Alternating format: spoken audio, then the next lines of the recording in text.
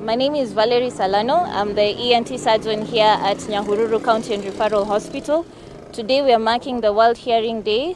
For this year, the theme is changing mindsets. One of the challenges that our deaf community face, of course, is accessing government services, because most of the services, or rather most of the places, do not have someone who is well versed with the Kenyan Sign Language, so they get very frustrated and they're not able to communicate, thus they're not able to receive the services that they so require. Another challenge that they've said that they face is, of course, the rehabilitative services. The hearing aids are quite expensive, and we hope that the government will look into this to make it more accessible to our patients. I had one instance whereby we had a lady who was deaf presenting with, eventually it ended up being a malignancy, a cancer.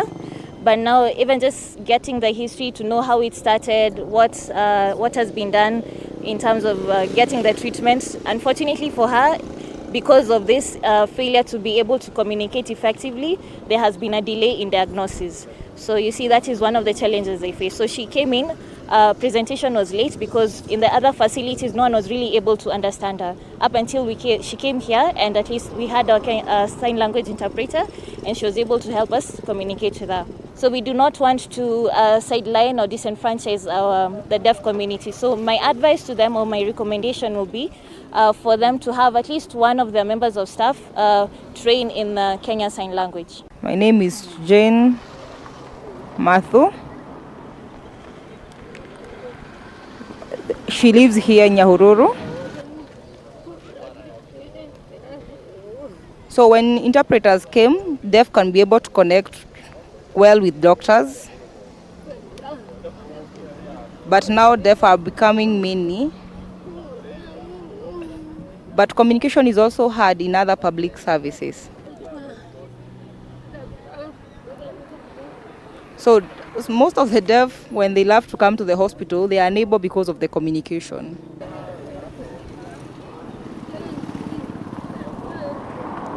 So also, they don't have hearing aids for those who will need them, because even money is challenged.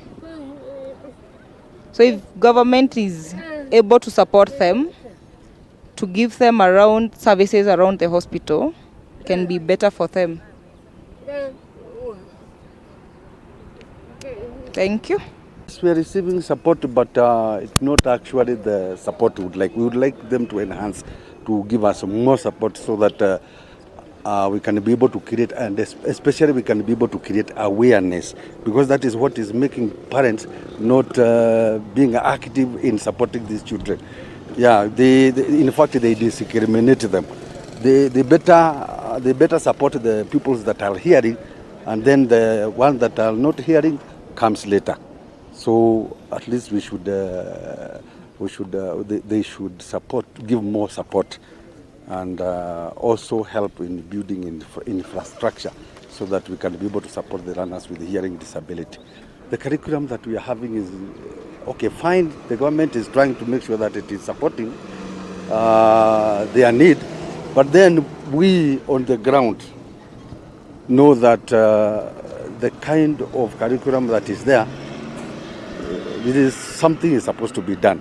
Because if, for example, they are given exams that are the same exams that are given to the regulars, you find that that language is not fit for them.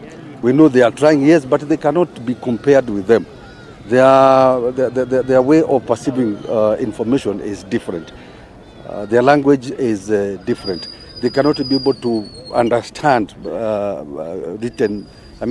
big written message, so that they can be able to answer the questions.